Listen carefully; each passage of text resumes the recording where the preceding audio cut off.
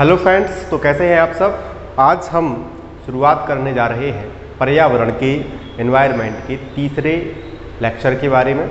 तीसरे लेक्चर में मैं आपके लिए ब्रह्मांड से संबंधित कुछ बेसिक फैक्ट हैं जो आपको याद रखने पड़ेंगे। इनसे वन लाइन डायरेक्ट क्वेश्चन आएगा, क्योंकि 2011 के प्रश्न पत्र में एक या दो प्रश्न ब्रह्मांड से यूनिवर्स से आए हुए थे।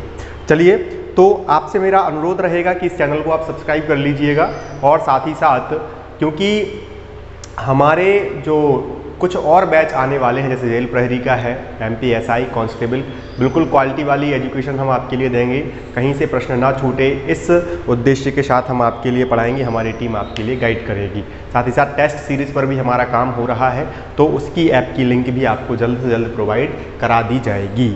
ग्रुप की जो डिस्क्रिप्शन में जो हमारे ग्रुप की लिंक है वह आपके लिए मिल जाएगी, उसमें ज़रूर आप जुड़ जाइए। टेलीग्राम, फेसबुक और हमारे जो विभिन्न सोशल मीडिया अकाउंट हैं। बात करते हैं साथियों ब्रह्मांड की। ब्रह्मांड एक साधारण सा शब्द हमारे जहन में होता है कि हमारे चारों ओर जो फैला हुआ है, हम पर्यावरण देखते हैं, उसके लिए पर्यावरण बोलते हैं।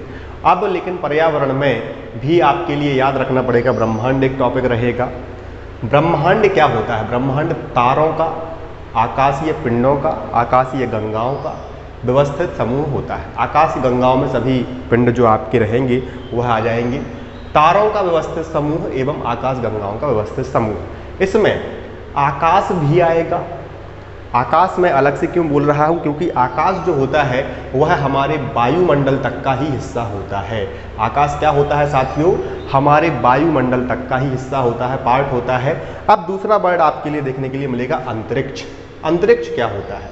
अंतरिक्ष जो आप काला सा भाग देखते हो कभी कभी मूवीज़ वगैरह में, या फिर जो कई आपने देखे होंगे विजुअल वीडियो, वायुमंडल के ऊपर का जो भाग होता है, वायुमंडल के ऊपर का जो पार्ट होता है, उसके लिए बोला जाता है अंतरिक्ष। तो इन दोनों के लिए भी आपको ब्रह्मांड में शामिल करना पड़ेगा। ब्रह्मांड में यह दोनों भी आएंगे। ब्रह्मांड तारों का, आकाश गंगाओं का व्यवस्थित समूह है, जिसमें आकाश एवं अंतरिक्ष के लिए भी शामिल किया जाता है। अब बात करते हैं बिल्कुल बेसिक फैक्ट की, जो कि ब्रह्मांड की उत्पत्ति का एक सिद्धांत है, सर्वमान्य सिद्धांत माना जाता है कि बिग बैंग थ्योरी का सिद्धांत जो है वह किसने दिया था? तो बिग बैंग थ्योरी का सिद्धांत जो दिया था वह दिया था जॉर्ज लेमेत्रे ने 1894 से 1896 के आसपास। इन्होंने बोला था कि एक कण में विस्फोट के बाद कई जो टुकड़े हुए उनसे ब्रह्मांड की संरचना हुई है, ब्रह्मांड की उत्पत्ति हुई है। तो साथियों याद रखना है, बिग बैंग थ्योरी का सिद्धांत दिया था जॉर्ज लेमेत्रे ने। सिर्फ यही पूछा जाएगा। आगे चलते हैं, तो अब दो शब्द काफ़ी परिचित होंगे आप निहारिका और आकाश गंगा से। MP बोर्ड के जो स्टूडेंट्स हैं उन्होंने तो आकाश गंगा और निहारिका को एक ही शब्द में पढ़ा हुआ है कि आकाश गंगा को ही निहारिका कहा जाता है, लेकिन NCERT ने इसके लिए अलग से स्पष्टीकरण दिया हुआ है कि निहारिका या नेबुले जो आप बोलते हो वह अंतरिक्ष में विद्यमान धूल एवं बादलों के कण होते हैं, या धूल के कण या जो बादलों की संरचनाएं होती हैं जो अंतरिक्ष में विद्यमान है, उसे बोला जाता है निहारिका। और इसी प्रकार की एक निहारिका पृथ्वी के पास है। पृथ्वी के पास की सबसे जो पास की निहारिका है उसके लिए आप एंड्रोमेडा बोल सकते हैं। तो निहारिका याद रखना है कि अंतरिक्ष में धूल एवं बादलों के कण हैं, लेकिन आकाश गंगा क्या है? तो आकाश गंगा में साथियों याद रखना है कि तारों का व्यवस्थित समूह, तारे जिसमें व्यवस्थित समूह में रहते हैं उसके लिए बोला जाता है आकाश गंगा। आकाश गंगा साथियों, इसके दो प्रकार आप देख सकते हो आकार के आधार पर। एक में निश्चित आकार होता है और एक में अनिश्चित आकार होता है। तो निश्चित आकार भी आपको दो प्रकार से देखने के लिए मिलेंगे। एक रहेगा दीर्घ वृत्ताकार, बहुत बड़ा सर्किल रहेगा, और दूसरा रहेगा साथियों, दूसरा रहेगा सर्पिलाकार। ठीक है, सर्पिलाकार आकार में भी आपको बताऊंगा कि कैसा होता है। दीर्घ वृत्ताकार आकार जो होता है उसमें बहुत बड़ी आकाश गंगा फैली होती है, बड़े उसका साइज होता है। चलिए, आकाश गंगा आप समझ गए होंगे। अब आकाश गंगाओं की संख्या की बात करें अगर, तो आकाश गंगाओं की जो संख्या बताई हुई है वह 10⁻10 है। 10⁻10 आकाश गंगाओं की संख्या हमारे ब्रह्मांड में, हमारे यूनिवर्स में बताई गई है। साथियों, एक आकाश गंगा में कई तारे होते हैं। उन तारों की संख्या भी बताई गई है, वह कितनी होती है। तो आकाश गंगा में तारों की संख्या होती है 10 पर घात 11, 10⁻11 आपके लिए याद रखना है। आकाश गंगाओं की संख्या पूछी जाए तो 10 पर घात 10, लेकिन यदि आकाश गंगा में तारों की संख्या पूछी जाए, एक आकाश गंगा में तारे की संख्या 10 पर घात 11 के बराबर होती है या मानी जाती है। अब मैं बात करता हूं कि हमारे जो सबसे पास की आकाश गंगा है, हमारी आकाश गंगा के अलावा जो दूसरी आकाश गंगा हमारे पास है, हमारे पास में स्थित है, उसका नाम एंड्रोमेडा है।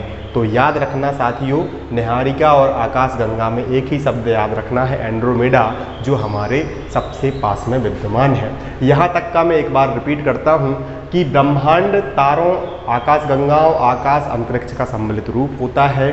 बिग बैंग थ्योरी जॉर्ज लेमेत्र ने दी थी। निहारिका में धूल एवं बादल के कण, जबकि आकाश गंगा में आपको तारों का व्यवस्थित समूह बताना है। चलिए हमारी आकाश गंगा पर आते हैं। तो हमारी आकाश गंगा का नाम है साथियों मंदाकिनी। मंदाकिनी, दुग्ध मेखला, या इंग्लिश में बोले तो मिल्की वे भी इसका नाम आपको याद रखना है। हमारी आकाश गंगा मंदाकिनी, दुग्ध मेखला या मिल्की वे है।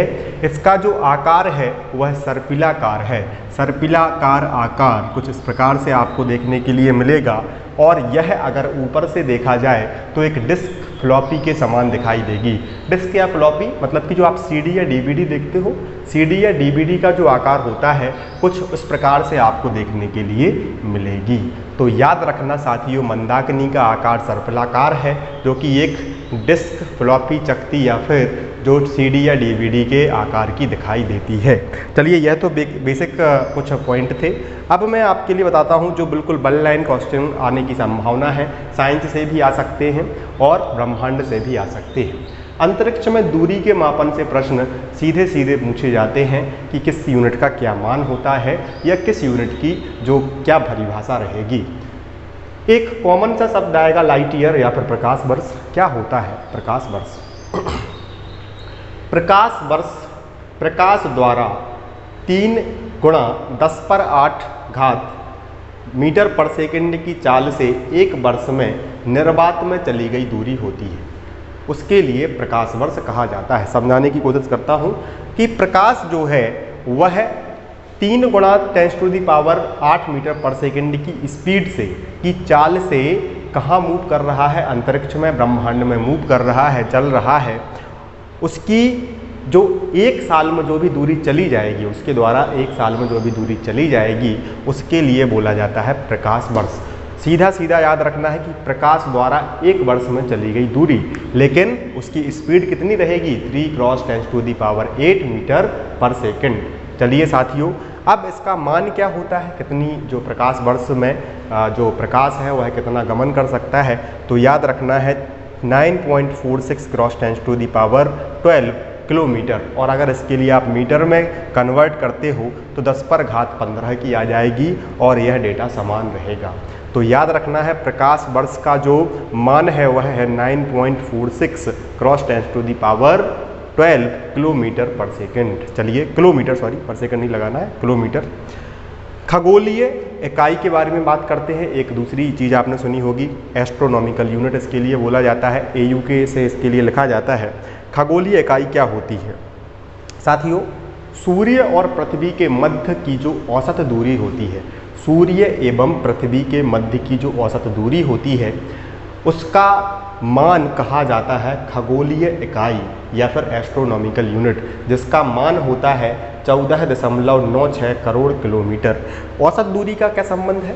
औसत दूरी इसलिए दी गई है साथियों क्योंकि हमारी जो पृथ्वी है वह सूर्य की परिक्रमा अंडाकार मार्ग में करती है, इसीलिए कभी उसकी दूरी सूर्य के पास होती है, कभी दूर होती है, इसीलिए दोनों का औसत निकाल करके यह दूरी बताई गई है। तो याद रखना है।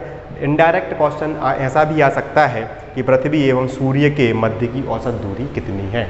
ठीक है, तो साथियों आकाश गंगा, मंदाकिनी, दुग्ध मेखला, इसका आकार सर्पिलाकार। अंतरिक्ष में दूरी का मापन प्रकाश वर्ष। एक वर्ष में प्रकाश द्वारा चली गई दूरी कितनी स्पीड से? 3 × 10⁸ मीटर पर सेकंड की स्पीड से।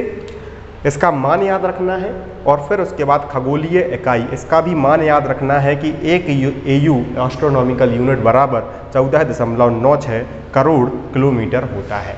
अब चलते हैं दूरी की सबसे बड़ी इकाई की ओर। दूरी की सबसे बड़ी इकाई बोली जाती है साथियों पारसेक।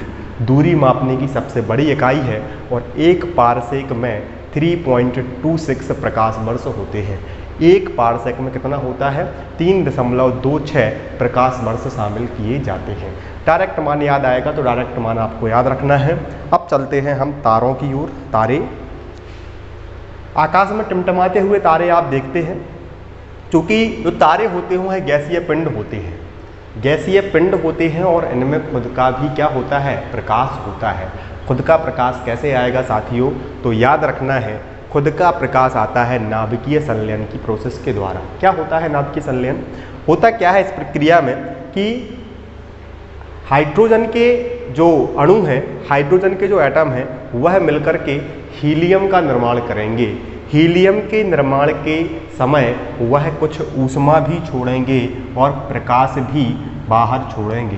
तो इसी प्रकाश से जो तारे हैं वह अपने प्रकाशित होते हैं, प्रकाश उनमें होता है। तो याद रखना है साथियों, हाइड्रोजन जो कि फैला हुआ है ब्रह्मांड में, उसके संलयन के पश्चात तारों का निर्माण होता है और इस प्रक्रिया में ऊष्मा और प्रकाश बाहर निकलता है। आगे चलते हैं। पृथ्वी से सबसे निकट का तारा कौन सा है? तो मैं आपके लिए बताता हूँ कि सूर्य जो है वह पृथ्वी से सबसे पास का निकट का तारा है और पृथ्वी उससे प्रकाश ले रही है, ऊष्मा ग्रहण करती है। सूर्य में भी यही प्रोसेस होती है, इसी के कारण से प्रकाश और जो ऊष्मा है वह बाहर निकलती है। अब चलते हैं हम, अगर प्रश्न पूछा जाए आपसे कि सूर्य के बाद या फिर सूर्य के बाद पृथ्वी के सबसे निकट का तारा कौन सा है? अगर आपके लिए ऑप्शन में कुछ क्वेश्चन कुछ ऐसा आता है कि सबसे निकट का तारा कौन सा है, सूर्य उसमें ऑप्शन में नहीं रहता है, तो याद रखना है प्रोक्सिमा सेंचुरी जो रहेगा वह हमारा पास का निकट का तारा है। दूसरा सबसे पास का निकट का तारा आप इसके लिए बता सकते हो। तारों के जीवन चक्र पर आते हैं साथियों। जैसे कि हर एक जीव का एक जीवन चक्र होता है, उसी प्रकार से आपके लिए मैं बिल्कुल शॉर्ट में तारों का जीवन चक्र बता रहा हूँ, क्योंकि लंबी प्रोसेस होती है, लेकिन यहाँ पर हम 2 या 3 टर्म जो समझने हैं उसी पर फोकस करते हुए चलेंगे। याद रखना साथियों, किसी भी शब्द में अगर प्रोटो लगता है तो उसका अर्थ होता है प्रारंभिक या फिर बहुत ही प्राचीन, शुरुआती स्थिति, प्रारंभिक अवस्था से उसका अर्थ लेना है। प्रोटो स्टार प्रारंभिक अवस्था में बनने वाले तारे के लिए प्रोटो स्टार कहा जाता है। जब यह प्रोसेस शुरू होती है, हाइड्रोजन से हीलियम कन्वर्ट होता है और साथ ही साथ में क्या होता है, ऊष्मा और जो प्रकाश है वह बाहर निकलता है और हीलियम जो होती है वह स्टोर होना शुरू हो जाती है। चलिए, अब क्या होता है, अगर जन्म हुआ है किसी भी व्यक्ति का तो मृत्यु भी होगी। मृत्यु जब तारों की होती है तो उसके लिए आप बोल सकते हो तारों में विस्फोट की जो स्थिति होती है वह होती है सुपरनोवा की स्थिति। तारों में विस्फोट जब होता है तो उसे कहा जाता है सुपरनोवा। एक शब्द याद रखना है साथियों, चंद्रशेखर सीमा। चंद्रशेखर सीमा क्या होती है? हमारे एस सुब्रमण्यम चंद्रशेखर जी ने दिया था यह। इन्होंने बताया था कि 1.44 मीटर मास सोलर मास हो जाए, जब सौर्यक द्रव्यमान हो जाए, उसके बाद तारे की मृत्यु शुरू होना प्रारंभ हो जाती है।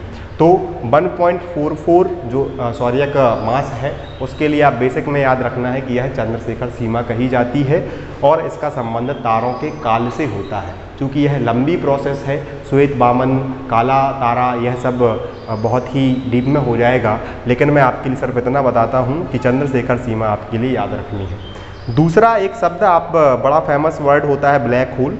तो ब्लैक होल याद रखना है कि यह तारे की लगभग अंतिम अवस्था होती है और इसमें इतना घनत्व बढ़ जाता है कि प्रकाश जो होता है इसके लिए पार नहीं कर सकता, प्रकाश भी इसके लिए पार नहीं कर पाएगा।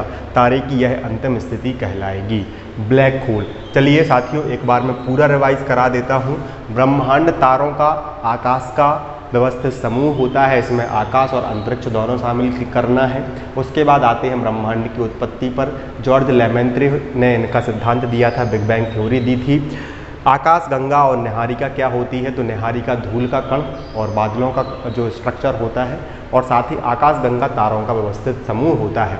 हमारे पास की आकाश गंगा है एंड्रोमेडा, और हमारी आकाश गंगा है मंदाकिनी, जिसका आकार है सर्पिलाकार, जो एक डिस्क के अनुसार आपको देखने के लिए मिलेगी, सीडी के अनुसार देखने के लिए मिलेगी। फिर मैं बात करता हूँ अंतरिक्ष दूरी की। तो अंतरिक्ष दूरी में पहला शब्द हमने पढ़ा था मापने में, प्रकाश वर्ष, लाइट ईयर। तो प्रकाश द्वारा एक वर्ष में 3 × 10⁻8 मीटर पर सेकंड से चली गई जो स्पीड से दूरी होती है वह प्रकाश वर्ष कही जाती है, जो कि 9.46 × 10⁻⁴ किलोमीटर होती है।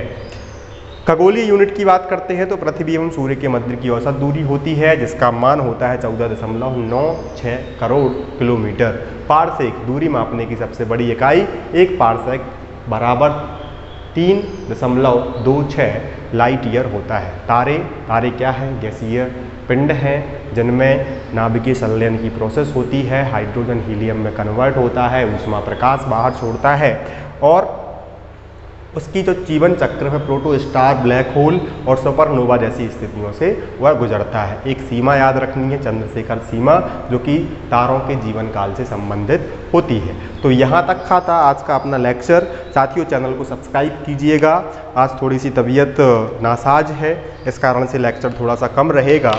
आगे हम चलते हैं, तो आगे हम आपके लिए गाइड करेंगे जेल प्रहरी, एमपी के जो भी एग्ज़ाम है, आरक्षक, एसएससी वगैरह के लिए, और साथ ही साथ एक साइंस का कोर्स ऐसा रहेगा जो आपको यूपीएससी से लेकर के नीचे के एग्ज़ाम, आरक्षक जो भी व्यापम के एग्ज़ाम हो उसमें भी वह महत्वपूर्ण रहेगा। तो साथियों, हमारे चैनल को सब्सक्राइब कीजिएगा, हमारे साथ बने रहिएगा, क्योंकि हमारी टेस्ट सीरीज़ भी आने वाली है, और टेस्ट सीरीज़ में हम आपके लिए मध्य प्रदेश के लगभग 10,000 क्वेश्चन दे सकेंगे। साथ ही साथ हम आपके लिए वर्ग 3 की टेस्ट सीरीज़ भी तैयार कर रहे हैं, जेल प्रहरी की भी टेस्ट सीरीज़ तैयार कर रहे हैं। तो जुड़े रहिए हमारे साथ, चैनल को सब्सक्राइब कीजिएगा। ग्रुप की जो लिंक है वह आपको डिस्क्रिप्शन बॉक्स में दे दी जाएंगी, और कहीं भी कोई भी समस्या आती है तो आप चेतन सर के नंबर पर मैसेज छोड़ सकते हैं। व्हाट्सएप नंबर उन्होंने अपना दे रखा है। धन्यवाद। जय हिंद, जय भारत।